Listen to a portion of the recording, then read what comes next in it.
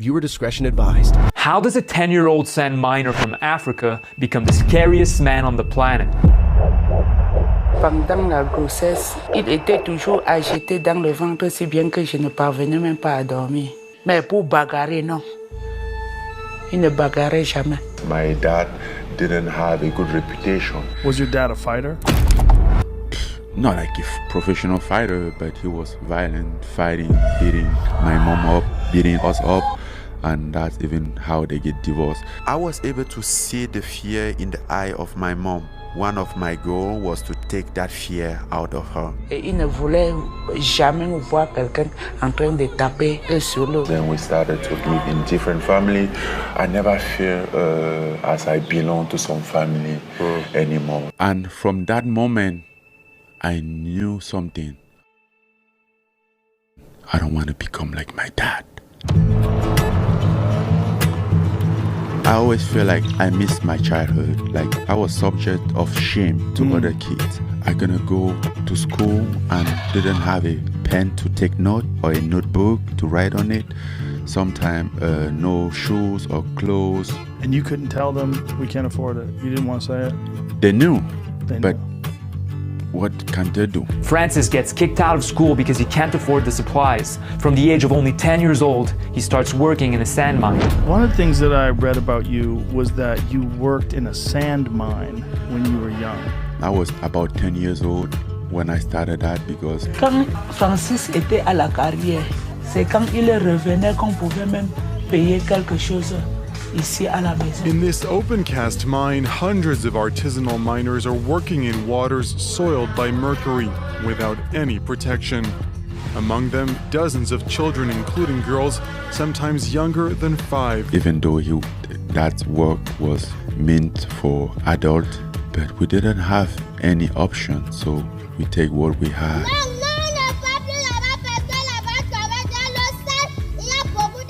Growing up doing something like that, first of all, it had to be very difficult. Like very digging difficult. sand. Yeah. It's also, your body must develop very strong from doing something like that. At 10 years old, like as you're growing, as you're maturing, doing something that's that difficult, I mean, it must have made you really fucking strong. À lui seul, il remplaçait 2 ou 3 personnes.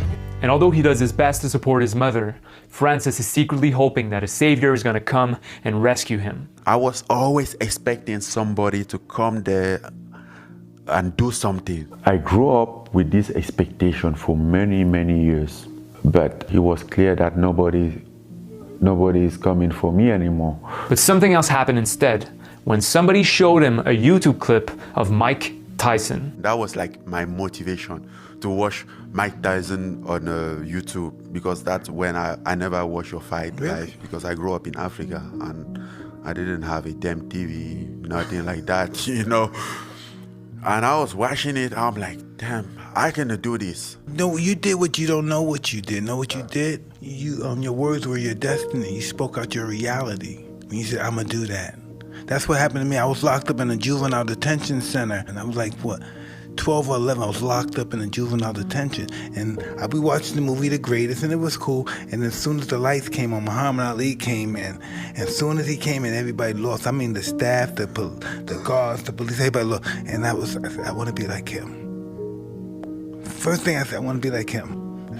I didn't know I was going to do it, but I said, I want to be like him. The personality of a person, the ways of a person, the thoughts, the deeds, the actions, it's all based around his heart. For what is a man? A man is his heart. I was a dreamer. I was very ambitious. People around thought I was going crazy. Like, what the hell? You are not for that class of life. You have to be like a farmer, like your dad, and you can't do it. I'm like, why? Why I can't do it? Who says it can change? Regardless to man's title, regardless to man's wealth, rank, or position, if the heart is not great, then he cannot be great. What the fuck is that? Who told you it's possible for you? Look at you. Look at where you came from. But if the heart is great, that man remains great under all circumstances, rich or poor, large or small. So it is the heart that makes one large or small. I just have to change the situation. I just have to be something else. I believe that I can make my own destiny. I told you I'm the real champion. I told you I'm the champion of the world. I'm the best ever. I'm the most brutal and vicious and most ruthless champion there's ever been. There's no one can stop me.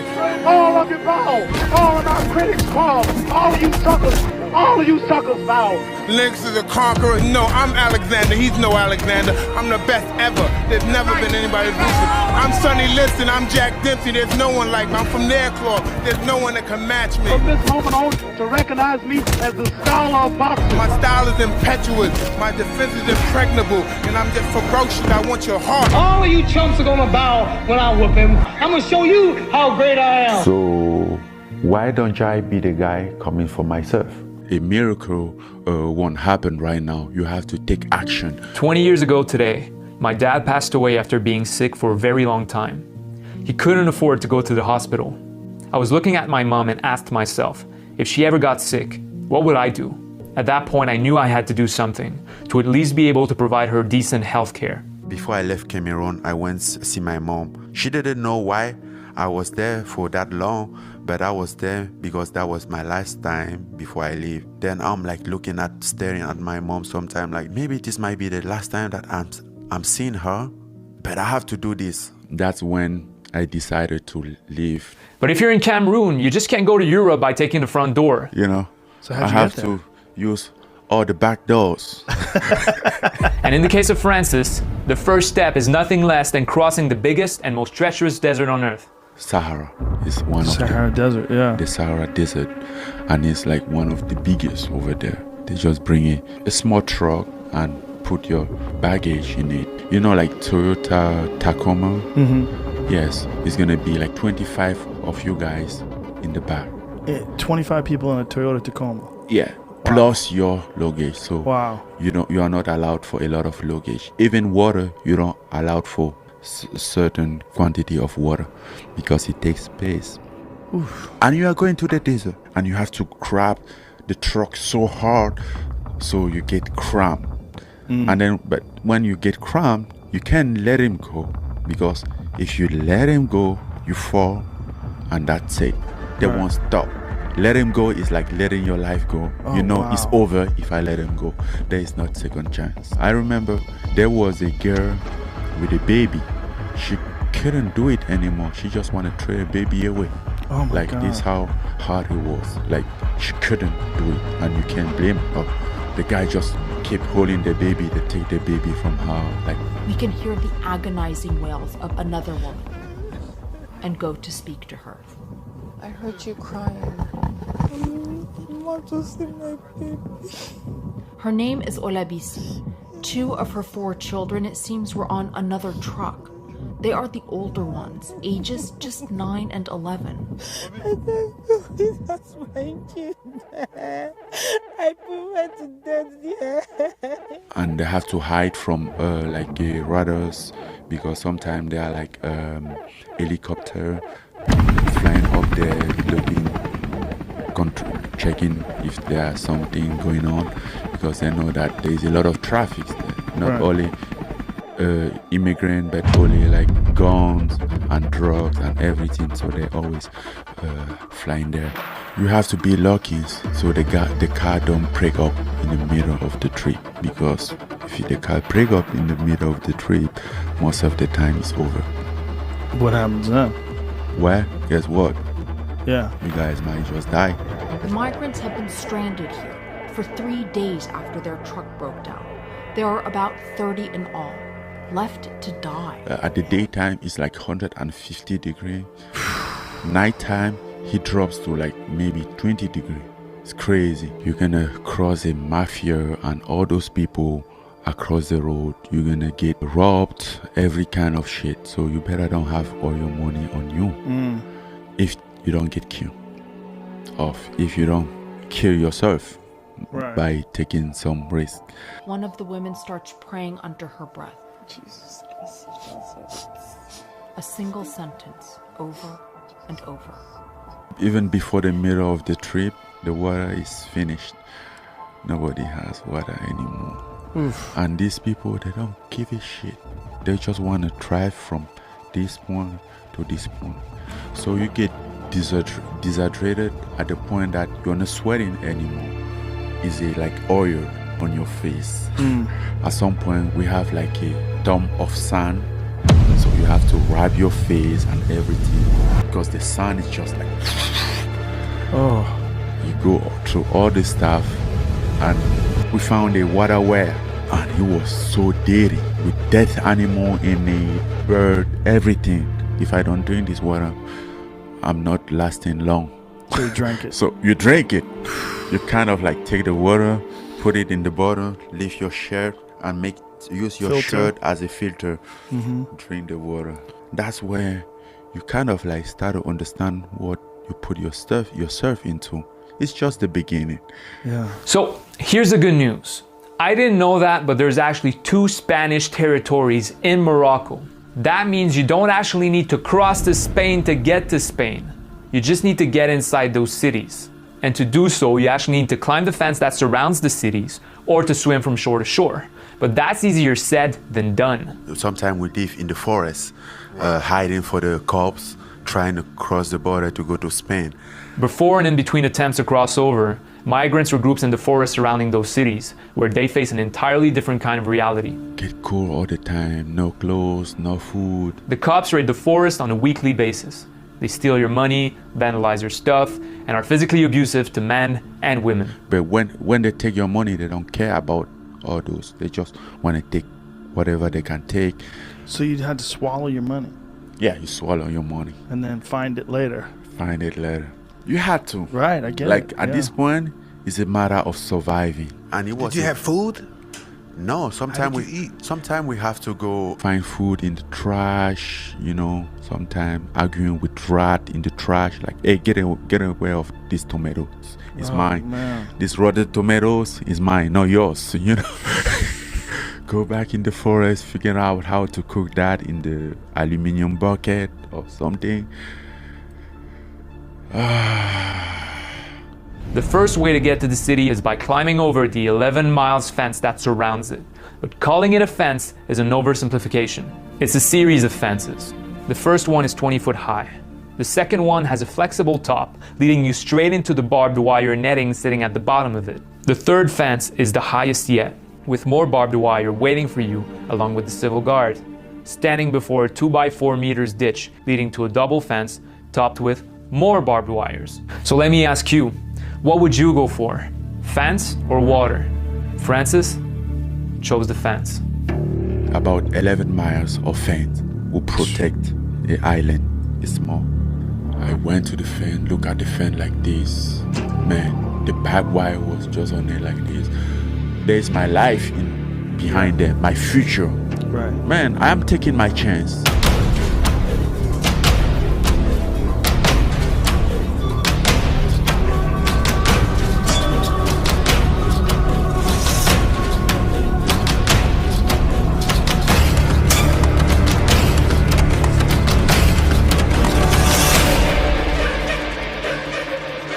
The first time I get caught, very caught, I was bleeding all over my hands, my feet, because I fell into it.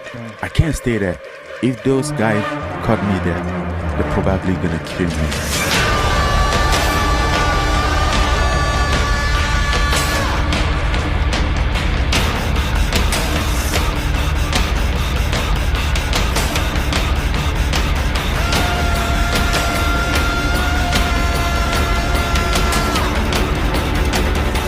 How long were you in Morocco for? 1 year.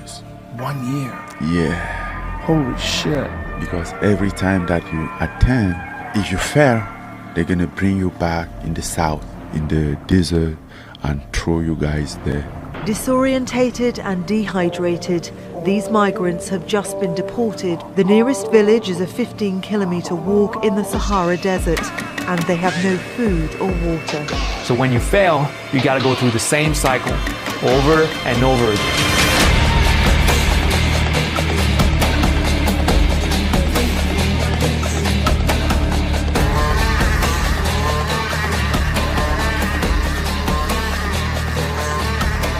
And sometimes, instead of like thinking of going back to the fence, you're like, okay, let me go try in the water. This young man's dream of a better life in Europe ended before it began. His body washed up on the shores of Ceuta, a Spanish enclave on Morocco's Mediterranean coast. You guys have to collect money to buy a boat to ram. Just a small one, the one that they use in the swimming pool. I count the wave like 1, 2, 3, because most of the time it's like 3 waves. And the third one would be the biggest one. The first one came, it was still okay. Second one, as much as we're going in the water, it gets deeper and deeper. Then the third wave came, that was like something that you see in the movie. No. It smashed you. We fell in the water, no paddle. I hold my boat, I'm like, I trust myself, I trust my boat. This is my life, I'm not letting this go. I'm dying with it. I hold it like this. I saw this thing came. I'm like, put my head in the water, hold my boat like this, and it came, blew like boom on top of me, scream like, what the hell is this? When we get in the boat, we find out that there are 2 of us missing, basically those with the paddle. How do we gonna paddle without paddle? Right. The guy was like, listen, we're gonna paddle with our hands. I'm like, okay, this guy might be stupid or something. Like people die in the world, in the ocean, paddling with the real paddle, and we are just gonna paddle with our hands. How crazy is that? Man, for real? I'm gonna die just like this? My family don't even know. They won't even see my body, man.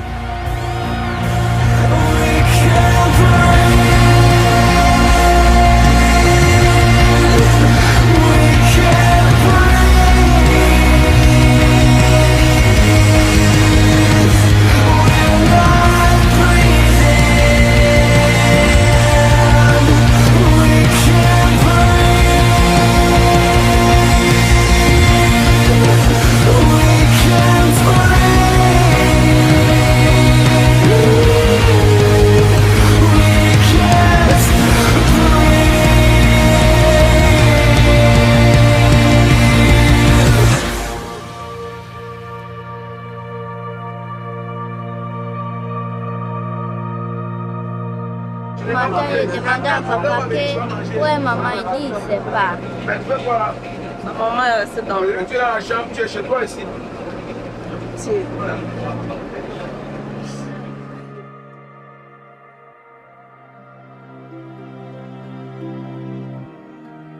When you got on that Red Cross boat and you knew, I realized he was April 3rd, and I left Cameroon April 3rd, 1 year ago.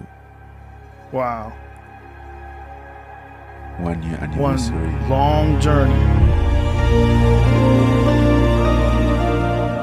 2013, 7 years ago, we were freed by the Spanish Homeland Security after spending 2 months in jail for illegally entering on European soil by sea. I had nothing by then but a dream and a faith of pursuing it. Okay, that was intense. Let's take a little breather here before we finally move to the fun stuff. If you like my documentaries, you can now support me through Patreon and get credited as a producer on everything I do. Check out the link in the description if you want to join my team and make some amazing films. Let's keep going. After considering going to England and Germany, Francis finally settles on France. I just wanted a place with opportunity. France seems to have that opportunity. The very next day he arrives, Francis steps into a boxing gym. I told him like, listen man, I just came here, I don't have money, I don't have nothing, but the only thing that I want is some place to keep training because I'm going to become a world champion. Rapidement, j'ai compris qu'il y avait une précarité dans sa vie. He finds a parking lot to sleep in and fully commits to training. I was very happy at that time because even though I was sleeping in the parking lot, I was somewhere that I would have my fair share if I work hard. And it doesn't take long before he's pushed into MMA instead of boxing. So if you need the faster income to help you get out in your situation, you have to do MMA. Then I'm like, what's MMA? Like, what is Jiu-Jitsu? Started explaining me everything. I'm like, hey man, please. Leave me alone with your MMA. Je ne me souviens pas d'avoir rencontré un mec aussi fort de manière oui. Oui. Oh. Oh. God damn it. Laisse-moi, j'aime bien.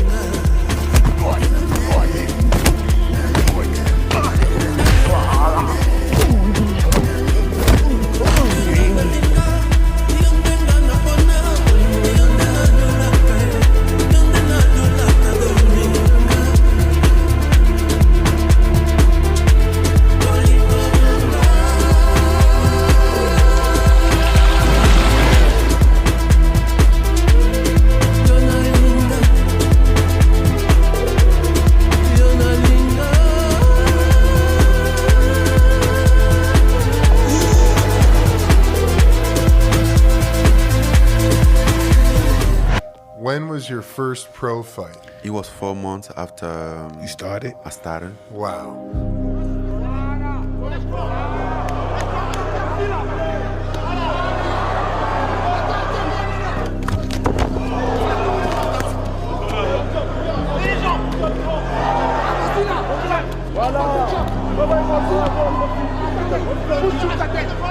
So I won my first fight.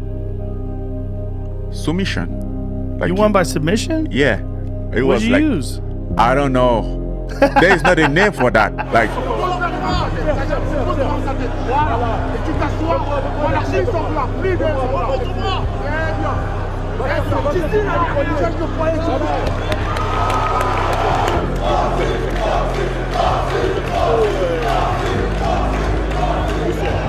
Et donc, déclaré vainqueur par soumission et accède à la finale du tournoi des plus de 93 kilos, Monsieur Francis.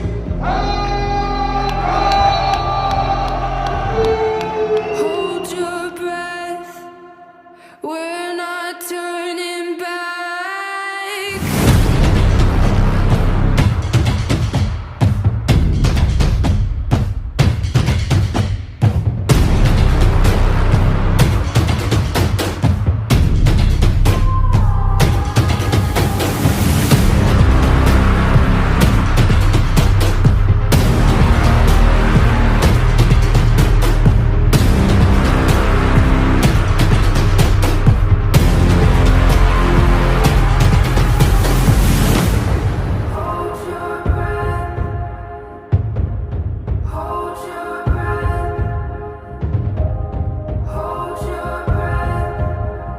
We're not turning back.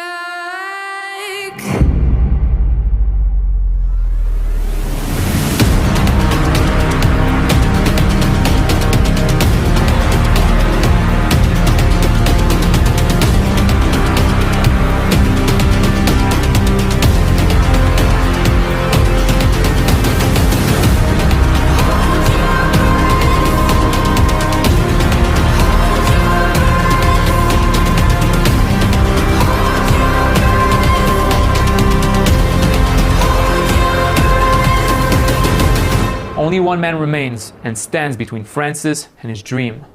The greatest heavyweight of all time.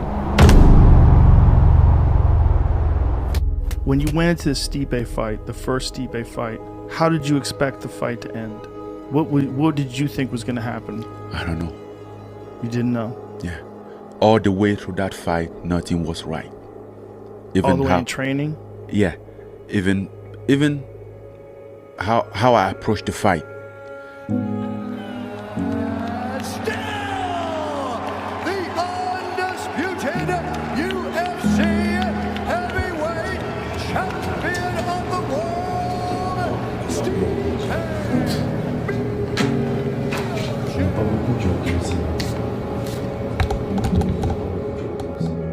In 2018, after I lost against Stipe, man, I went back. I felt like shit.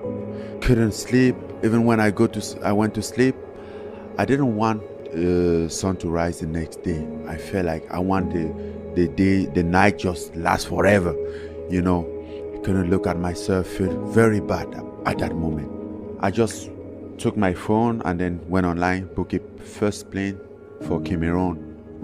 And guess what? When I went in Cameroon, the welcome that I had there, man, like, it was crazy. They were so excited, so happy, so proud. I love that. And at some point, I was still like feeling bad about myself. Yeah. I'm like, there was just like, hey, champ, welcome. And everybody was going crazy. Even grammars who doesn't know anything about fighting. And now I'm like, listen, guy, I think you might get something wrong here. I lost. I didn't win that fight. I'm like, we don't care. You won everything. Like Francis, pour nous, c'est une légende, c'est un monument. Donc, tout ce qu'il fait en Europe, aux États-Unis, c'est gravé dans notre mémoire. We never had somebody there. We never even expect somebody from us. We get there and you make it there. You represent us. We make us prize. Obviously, it didn't go your way, but you're still young and this. Il a grandi ici et je suis là présentement. Je vais toujours l'accueillir ici. À la maison. When I go back home, that's the place that allowed me to understand like how far I came, you know. Do you think it's your destiny? Do you think it's your birthright, your destiny to My friend, you have to make your destiny.